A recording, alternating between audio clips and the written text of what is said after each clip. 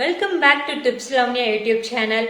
இந்த வாரத்துல இருந்து சமையல் பண்ணுபவர்களுக்கு யூஸ்ஃபுல்லா இருக்கிற மாதிரி டிப்ஸ் கொடுப்பதற்காக சமையல் குறிப்புகள் சீரீஸ் ஆரம்பிச்சிருக்கோம்.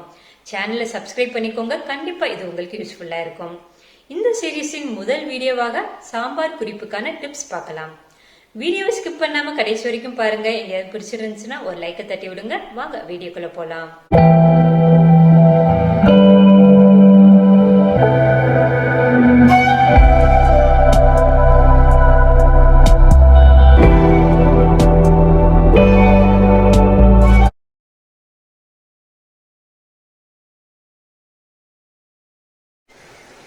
நம்ம சாம்பார்லாம் செய்யும் போது பருப்பு வேக வைக்கும் போது ஒரு சில பருப்பு பார்த்தோம்னா வேகிறதுக்கு டைம் ஆகும்.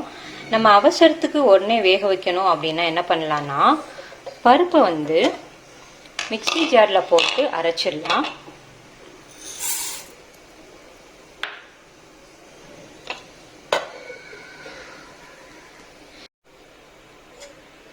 இப்போ பாருங்க, பருப்பு அரைச்சாச்சு. பருப்பை நீங்கள் நைஸாக அரைக்கக்கூடாது. இந்த மாதிரி ஒன்றண்டா தான் அரைச்சி எடுத்துக்கணும். இந்த மாதிரி ஒன்றண்டா அரைச்சிட்டு நீங்கள் வேக வச்சீங்க அப்படின்னா பருப்பு வேமா வெந்துடும். சாம்பாரும் நல்லா டேஸ்டாக இருக்கும்.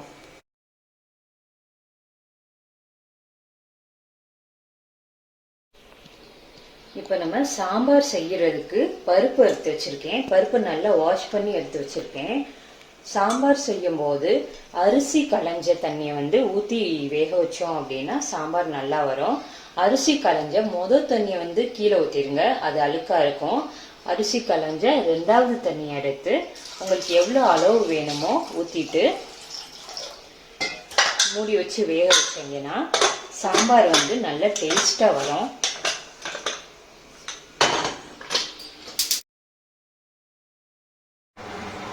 இப்போ நம்ம சாம்பார் செய்யும் போது சாம்பார் காரமாக இருந்துச்சுன்னா என்ன பண்ணலாம் அப்படின்னா, புளிக்குழம்பு காரமாக இருந்துச்சுன்னா தேங்காய் அரைச்சி ஊற்றலாம், நல்லாயிருக்கும். சாம்பாருக்கு தேங்காய் அரைச்சி ஊற்றினா நல்லா இருக்காது.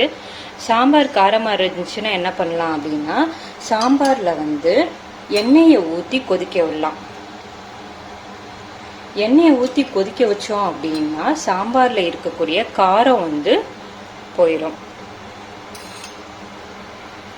எண்ணெய் காரத்தை எடுத்துரும்.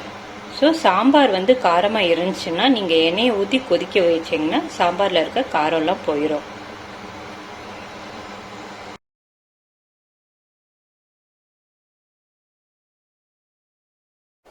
சாம்பார் செய்யறப்ப சாம்பார் தண்ணி ஆயிடுச்சுன்னா என்ன பண்ணலாம்னா, கடலை மாவு எடுத்துக்கோங்க. அதுல பாதி அரிசி மாவு எடுத்துக்கோங்க.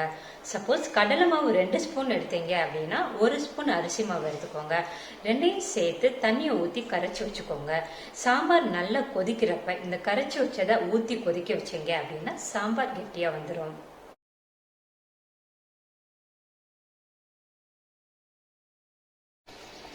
இப்போ நம்ம சாம்பார்லாம் செய்யும் போது சாம்பார்ல உப்பு ஜாஸ்தி ஆயிடுச்சுன்னா என்ன பண்ணலாம் அப்படின்னா, ஒரு அரை உருளைக்கிழங்க தோலை சீச்சிட்டு நல்லா வாஷ் பண்ணிட்டு சின்ன சின்னதாக கட் பண்ணிக்கோங்க.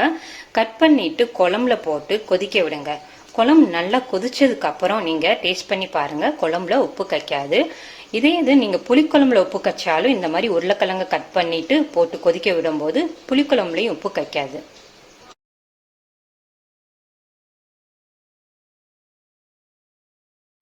நம்ம சாம்பார் செய்யும் போது சாம்பார்ல புளி கரைச்சி ஊற்றிருப்போம். புளிப்பு ஜாஸ்தி ஆயிடுச்சுன்னா சாம்பார்ல ஒரு சின்ன துண்டு வெல்லம் போடலாம். நான் நாட்டு சக்கரை வச்சிருக்கேன், நாட்டு சக்கரை போடுறேன்.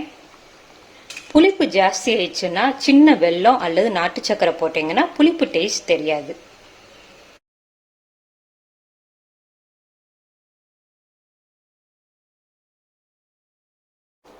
மல்லியை லைட்டா வறுத்து பவுடர் பண்ணி வச்சுக்கோங்க. சாம்பார் செஞ்சு முடிச்சதுக்கு அப்புறமா சாம்பார் மேல வறுத்து பவுடர் பண்ண மல்லித்தூளை கொஞ்சமா தூவி விட்டு இறக்குங்க. வாசனை சும்மா கும்முன்னு இருக்கும், டேஸ்டும் சூப்பரா இருக்கும். நீங்களும் நான் சொன்ன டிப்ஸ் எல்லாம் ட்ரை பண்ணி பார்த்துட்டு எப்படி இருந்துச்சு கமெண்ட்ல சொல்லுங்க. நம்ம சேனல்ல உங்களுக்கு தேவையான டாபிக்ல ஒவ்வொரு நாளும் ஒவ்வொரு சீரீஸ் 7 சீரீஸ் போயிட்டு இருக்கு. லிங்க் டிஸ்கிரிப்ஷன்ல இருக்கு, செக் பண்ணிக்கோங்க. இது வரைக்கும் நம்ம சேனலை சப்ஸ்கிரைப் பண்ணாட்டி உடனே சப்ஸ்கிரைப் பண்ணிருங்க. நன்றி, வணக்கம். நிறைய ஆசைப்படுங்க, நிறைய கத்துக்கோங்க. கட்டுறது கையளவு, கல்லாது உலகளவு. உங்களையும் உங்களை சுற்றி உள்ளவங்களையும் நல்லபடியா பாத்துக்கோங்க.